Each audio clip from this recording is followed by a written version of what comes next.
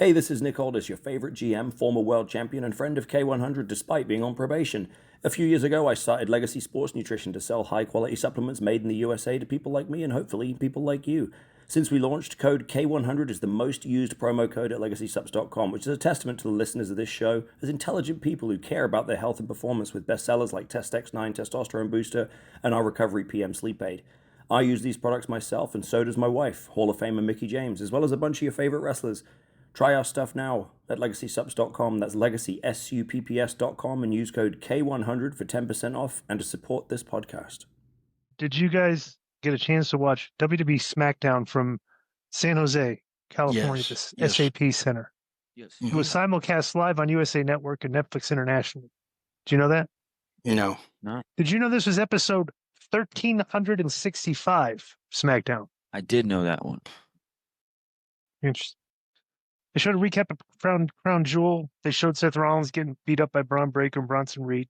Nick Aldis opened the show and mentioned that the match tonight between Jacob Fatu and Drew McIntyre will be a number one contenders match. Cody comes out and he basically just gives a short promo, putting over both guys, and then said, regardless who wins, the road to the championship leads through San Jose tonight. What did you think of this open? Because they kind of, I guess they've had injuries, so they had to do stuff on the fly here. Right. Well, I mean, considering that, but maybe a lot of people don't know that. I think you always want to start off hot and end off hot. They definitely didn't start off hot here. But, bro, it's very hard because this segment almost felt like it didn't need to happen. Yeah. But it's very hard to have every opening or closing segment to be hot or every segment to be hot. You know what I'm saying? But they've kind of spoiled us. That's my problem. It's always hot when the show starts. So they go backstage, and Solo and his family attacked Ray Phoenix. He was doing the photo shoot. They beat him up. Right. And walked away. Right. That was receipt. Yeah, that wasn't the best beatdown I ever saw. Bro, these guys got to really... Yeah, put some heat on them. Well, I'm just saying... Even the way he threw him on top of that equipment box or whatever it's called looks so lame. I was like, really? You're that size and that's what you're doing? Yep. The beatdowns in the back are the ones that have to be rougher than in the ring. Right. Because if they look light, backstage they look fake, and it's supposed to show more damage because it's backstage. You're hitting crates and everything, like it would hurt more. So you can't. For younger wrestlers, bro, you don't need to potato the guy to make it look real. Just make it look snug. Yeah. So I'm ready. I have not been on Twitter a lot the past few days. So I'm reading here. Wait. So okay, we know what happens as we'll get to it, but Jacob Fatu's hurt? Yeah. I had no idea about that. Yeah. That's why they laid him out. Okay, well, we'll get to that. But I'm going to say, I didn't. Yeah, I knew. I had read it on Twitter. I had no idea. Yeah. And, bro, this is Wednesday that we're recording this. Yeah. I guess it's even before Friday. I had no idea. Wait a minute. Right. So, what? Okay, let's see if this is an AI inaccuracy. It says he's sidelined due to a dental procedure, not a wrestling injury. Okay, well, that's... You know why it might be a dental procedure? Because I'm going to tell you something. Later on in the show, right? Well, let's get to that. Don't give to that, Joe. You're throwing an unnecessary tease out there. We'll get to that. I didn't know that was a tease. I thought, okay, good. Yeah. So then we go. I like when Joe gets rocked. Right. So Blake Monroe. You do take it a lot better, Joe. I will say that. Blake Monroe is making an appearance here at ringside for the Charlotte Flair and Alexa Bliss versus Zariah and Sol Ruca for the WWE Women's Tag Championships. I have to admit, the women's creative has been better lately, but definitely not for the build for this match.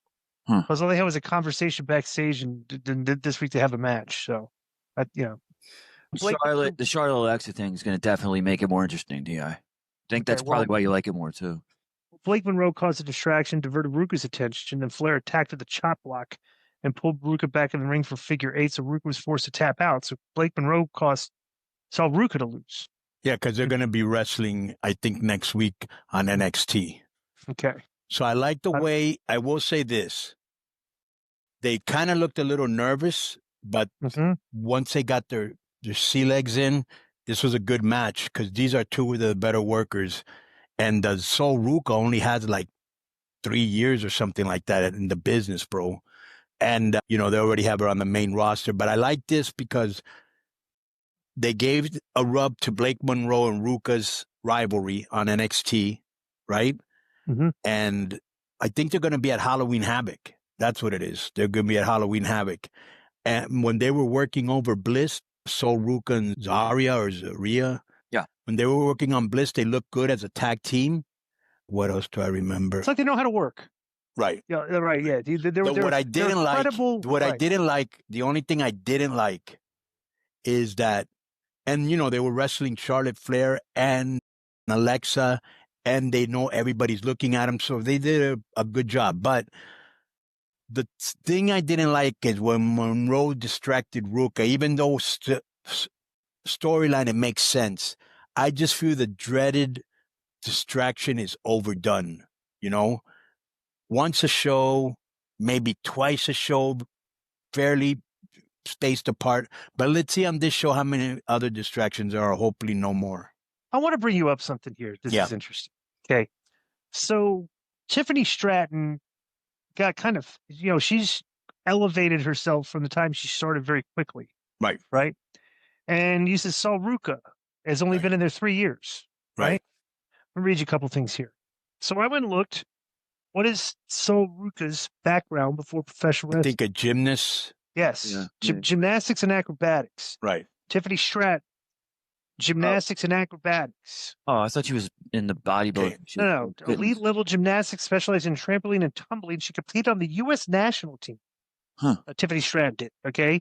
And earned a bronze medal in the double mini trampoline at the 2016 USA Gymnastics Championships. Right. And they're young and athletic. Okay, I know. But I want to, okay, I'm going to be a devil's advocate here. Right. Okay. That, remember when I said that I was watching the women rugby players? Right. And those are the ones I thought that they should be like targeting for, because their physicality, the rough, everything. Bro, it's like, it's all, I don't know if it's, I'm being the old man yelling at clouds here. Right. But it's definitely sending a message. If you could do a bunch of flips and dives and you're really good at it, you may make it in professional wrestling way quicker than other professional wrestlers if you try. Because it seems like there's tons of acrobatics going on. Yeah. These days in these matches and stuff, and like you're looking at these girls they're bringing up, they're all gymnasts and stuff, and they look good. They look very athletic. They look credible, but it's like, bro, go 5 years from now. And like the level of acrobatics we're going to see in these matches and stuff, because it's like rising exponentially over the past few years.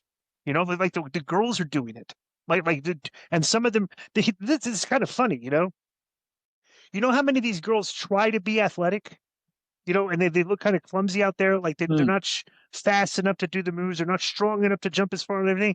Yeah. Bro, it's like almost you want to say like they're doing this stuff that the professionals are doing effectively. Girls like Tiffany Stratton and Sol Ruca, like the ones that have been trained in gymnastics and acrobatics their whole life. They've been doing this for so long. These girls get into professional wrestling. They see all these acrobatics. They've never really done it before, and they try it, and they just look way worse doing it than these girls do. You know what I'm saying? Right. And I think that's it. That's a thing. It's like if you're not as good as these girls are in the acrobatics part of it, you're going to look like you're not a good wrestler out there if you're trying all the same stuff they're doing. There's definitely a market because like Charlotte Flair is still an excellent wrestler, right? And you can see actually the girls that are like really the best ones. They're not very they don't do a lot of acrobatics. Well, Charlotte always has done that. She's got a big moonsault. She does it to the floor and stuff. So she does flips and stuff. All right, go ahead, Disco. So after the match, we get another just kind of boring segment backstage where Cody runs into Jacob Fatu. Fatu said when he was done dog walking Drew all over the Bay Area, he would find out that Jacob Fatu was all gas and no brakes with it. Got what I mean? Right. So then Cody said he's looking forward to it. Do you know what that means? Yada I mean? Know what I mean? Right. No. Yeah. That's what it means. Yeah. But that's a Northern Cali Vallejo thing, right? And he's from Vallejo, so that's where like all the, you probably would even know this term. Like a lot of slang comes out of the Bay, you know? Right. Yeah. Get in the game with the FanDuel Sportsbook app. Bet on the NFL, NBA, NHL, MLB, soccer, golf, MMA, and more. Every sport, every market, right at your fingertips. Deposit instantly with PayPal, Venmo, or Apple Pay, starting at just $10. Win big and cash out fast. PayPal in 24 hours or instantly at retail sportsbooks. Available in over 20 states, FanDuel's app is your ticket to the action. Download the FanDuel Sportsbook app now. So Alistair Black had a vignette, said he's been setting in motion for months. He's never been more accomplished than when he reunited with his wife. He said he's not a fan of putting all his cards on the table, but he would say that they are necessary for the balance. Baker said they are not the infection, but the mirror on the disease. This looks like Cross and Scarlet, like they stepped in the Cross and Scarlet's spot, characters. That's angles. what's, bro. You know what? I was actually reading that on Twitter, and you weren't the first guy. I don't see it, but I'm going to have to look a lot more closely because enough people are saying it that it must be a thing. Like the verbiage that, especially the Disco just said, we're going to, cure the. No, but that's Black. Black's been all that. That's his verbiage too. Yeah. They're similar characters. They are similar characters, yeah. Right. Yeah. So. But that's good that people are still like, on Cross's tip. You know what I'm saying? I got to watch it to watch this documentary tonight. Yes. Yeah. So, Sami Zayn approached Nick Aldis and asked why he didn't have a U.S. title match. And Aldis said Nakamura deserved a rematch. He was concerned about what the MFTs did to both of them last week. Zayn said the open challenge meant something to him in the locker room and the fans. That he was going out there to defend his title. Aldis then turned to the Miz and asked if he needed anything. And Miz said, smirked and said he was good. So you know what that's leading up to. So Zayn comes out for the title challenge. Miz appeared to challenge him. He got on the mic and said he was sick of the open challenges. This is a great promo to start off with because I'm sick of them too. He was then quickly attacked by that evil Carmelo Hayes. Miz was going to cut a promo why these are bad booking, but then Carmelo ran him off the stage. So then our boy Ilja Dragunov shows up out of nowhere. He's been off like 6 months. He's got a big brace on. No, he's been out like a year. A year, yeah. Forever, right? So he shows up. And Sami Zayn is so good that he couldn't even beat Ilja Dragunov and lost his title to him in a very long match. 18 minutes and 55 seconds. That, I'll be very honest with you. So I got 19. Well, let me tell you what happened here at the end. Okay? You got 19 what? 1920, yeah. So it was, it's people time differently, but yeah, it's very long. So when Zayn was getting ready for his Haluva kick, Solo appeared on stage. And Sami asked him what the hell he was doing, but Dragunov charged, and Sami caught him with the suplex and lined up for another Haluva kick. But Ilja intercepted him with a torpedo Moscow, that's what he calls it, and then landed an H-bomb and got the win. So Solo, the distraction caused him a little bit here, but after the match, Ilja celebrated briefly. Sami, for some reason, instead of complaining, offered a handshake. Right. But before Billy he could accept the MFT's attack. Ray Phoenix ran down because he got beat up earlier, but he got his ass whooped for his trouble. That's how it's written here exactly. And Solo got it. He said the MFTs were in SmackDown. They're going to get back everything that his family's lost, and he'll make this family tree champions again. What did you think of this? To beat down? I got a lot. Wait, time out. But then going on there. Yeah. Forgot about that. Yeah.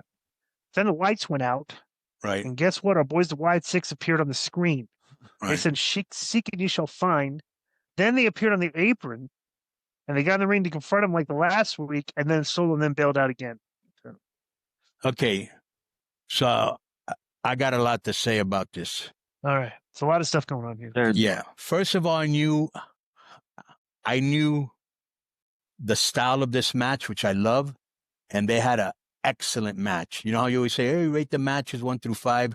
Excellent match for me. I enjoyed it, right?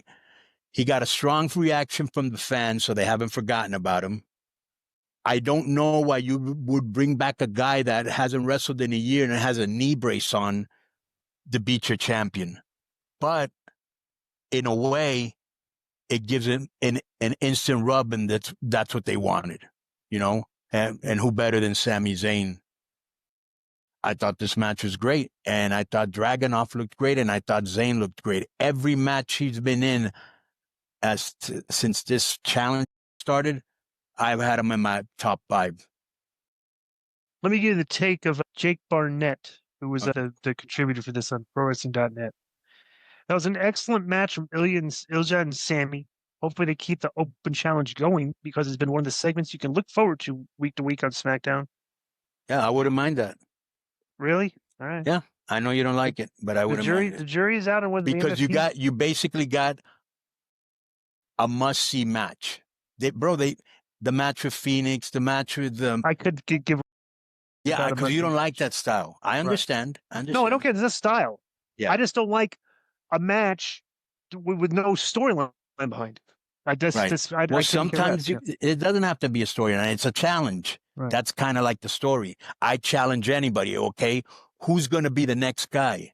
You know, there's intrigue in that. Yeah. Like we didn't know Dragunov was going to show up today. You know? People are going to say that you're trying to get a job in the WWE creative field. Yeah. But then he says, boom. The jury is out on whether the MFTs versus Wyatt 6 will be good. It's two relatively boring factions colliding, so I'm a skeptic. Yeah, it's like I'm curious to see who goes forward. Way of looking at it. Well, plus two. Well, no, it's not. The obvious way you're looking at it, you're looking at two mid-card factions. Who's going over here? Advancing, you know, which is interesting. And maybe they're just laying it out there. Whoever gets over more.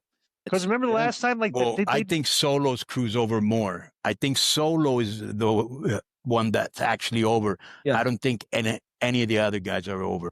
Let me ask you this: are you ready to say that Solo has improved on the mic? Yes. From the previous. Okay. Yes, but the show. This is the same problem the Death Riders have, right? Mm-hmm. None of the three guys have any rivalries. None of the three guys ever talk. Mm-hmm. You know, their beatdowns don't look vicious, you know, and it's a solo show. You know, it's almost like when LAX was Chris Jericho, you know. Right. Yeah, who else is in the MFTs disco besides Solo?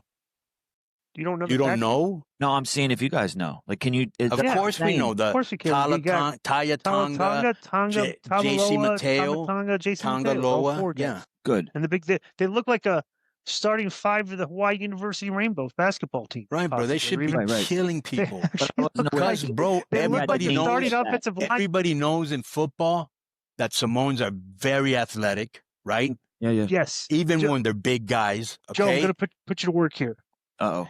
Look up the athletic backgrounds of the MFTs. I want to know if all these guys played football.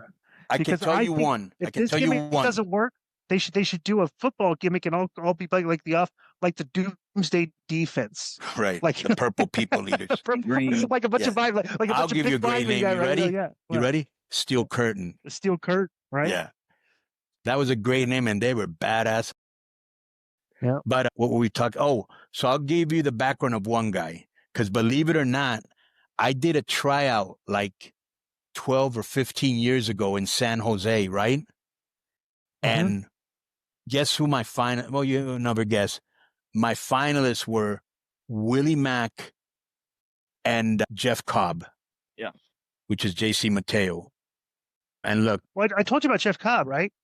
He grew up, a guy I used to work with in my club that I'd work in the back with my coworker. They grew up together next door to each other. Yeah. Right.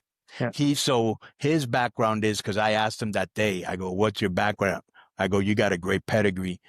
He actually was a flag holder for Guam. He represented Guam in the Olympics in amateur wrestling. Interesting. Yeah. Joe, do you have any of this? Yeah, I'm getting it. Go ahead. I'll have all five for you in a minute. Okay, cool. All right, so next is backstage. Our boys, the Guns, are filming some. Your boys, the Garzas, show up and they talk trash. Right. And this set up some bad. This was a very. We call this remember we used to call it the coffee machine match. Yeah. Guys, yes. Right. This is their version. You got anything going on today? Match. No. They bumped into him and throws coffee in his right. Remember we used to do. We actually remember we were right with Vince. They were doing just WWE was notoriously doing this every single week. Guys would bump into each other in the back, have words, and they would have a match that night, right? We called it the coffee machine match. So we literally said we did a thing where a guy would have got coffee. The one guy went up and shoved and spilled the coffee on it. And said, hey, let's do it in the ring tonight, right? To make a mockery, right? Yeah, I specifically remember Benoit having a match like that. Good. Right, yeah, exactly, yeah. Because Benoit, that's a shoot though with Benoit. Right. Benoit just real quick. I'll do just quick little story about Benoit. Okay. So somebody said, like backstage one time, Mark Mann tells a story. It's pretty funny. He says, somebody asked him, hey, have you seen Benoit? He goes, well, just go to the coffee machine. Yeah. It's like, well, what do you mean? He goes, well, it goes during the day, he gets a coffee, he walks all around the arena underneath, comes back to the coffee machine, gets another cup of coffee. And he does it like constantly. Just like Walker said, just wait at the coffee machine, he'll be there in a few minutes. Sure enough, Benoit's there in a few minutes. Go ahead. And he always had a coffee stir in his mouth. Correct. Yeah. Yes, chewing on it. Right. Right. So I just forgot what I was talking about. My bad. I should let you go. All right, let me get to it next. Well, I can give you these. Let's hear them. The MFTs, right? Mm-hmm. Solo Sikoa, he played football at American River College in Sacramento and in Dickinson State University, Dickinson, North Dakota. Mm-hmm. No specifics. Okay, so he's Division II. That's fine. But he played football. What position he played, it say? Solo, I'm sure he's lineman or linebacker. Yeah.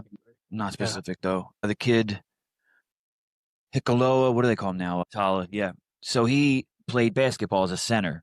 Right, that makes sense. Yeah, Webb International, and he was actually their center and MVP in 2009, 2010. So he's athletic for a big guy. If he's an MVP of the league in 2009, 2000, or MVP of the team or the league?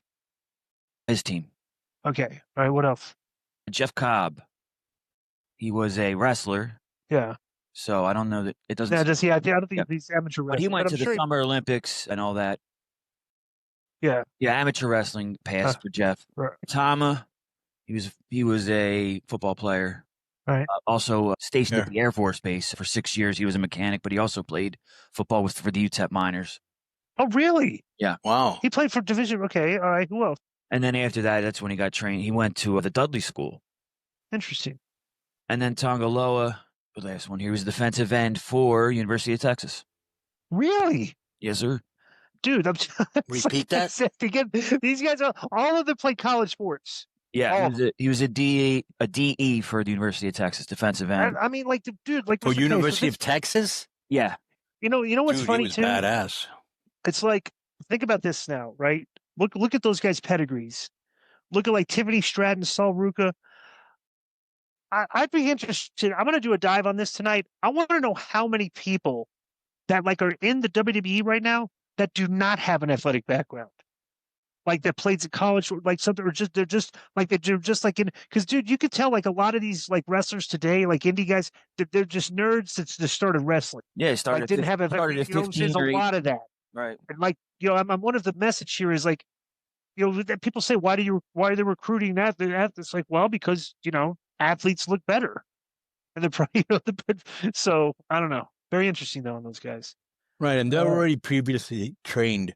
Yeah. You don't have to tell them to train. You know what I'm saying? Right. They're used to it. Like I always say that story with Kane Hernandez. He came into our ring. Everybody was eating, and while everybody was eating, he was doing bridges and all these exercises. Right.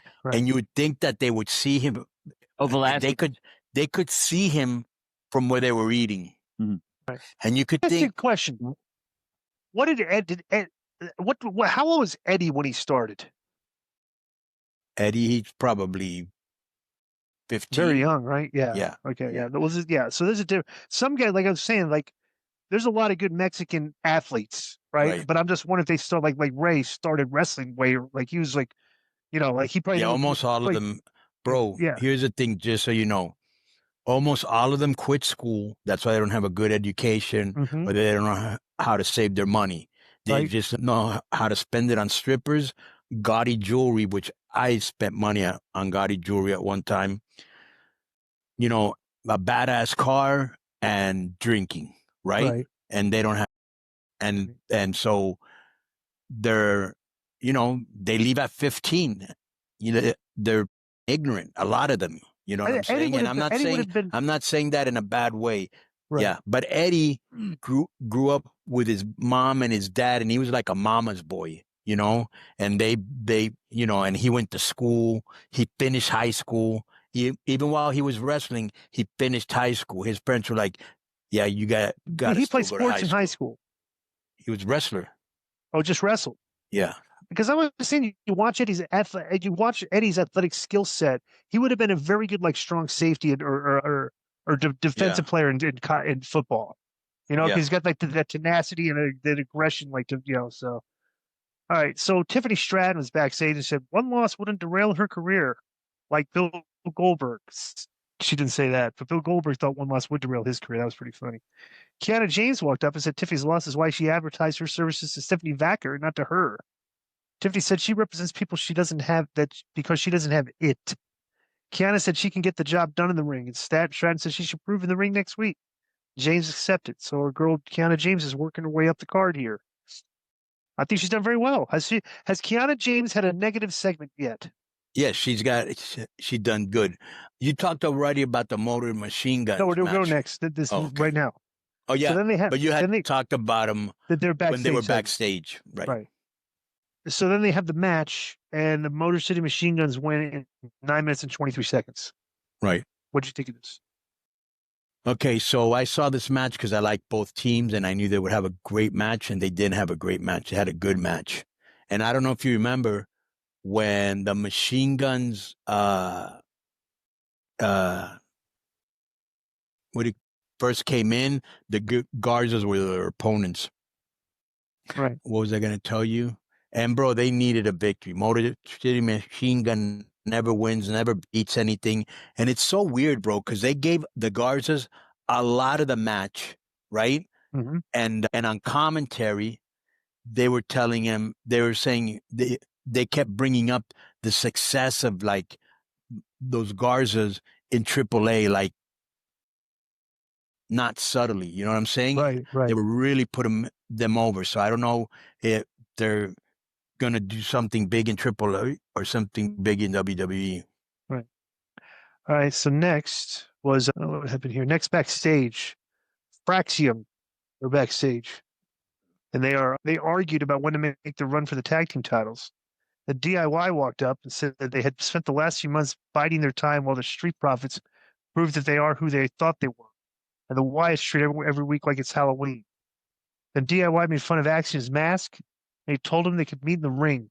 Another coffee. Bro, that was lame, and they look lame. And this guy that he always had like a turtleneck on, like he was distinguished.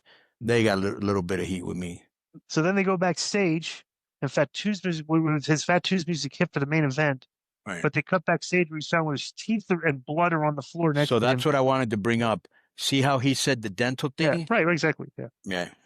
Well, good little, So Fatu was asked if he saw anything that happened backstage, and Drew made his entrance in the arena with a big grin on his face. He grabbed a microphone and addressed the crowd. He said, "It appears your boy Bleeding Gums Fatu is all gas and no brakes." He demanded the ref raise his hand as a new number one contender. Then Nick Aldis walked out and said if he found out he had anything to do with it, but McIntyre interrupted him and said it wasn't him.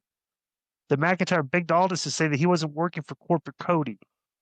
Then Rhodes then appeared and said they weren't doing this. He said these fans don't want to hear him talk. They want a number one contender match, and demanded he fight him on the spot.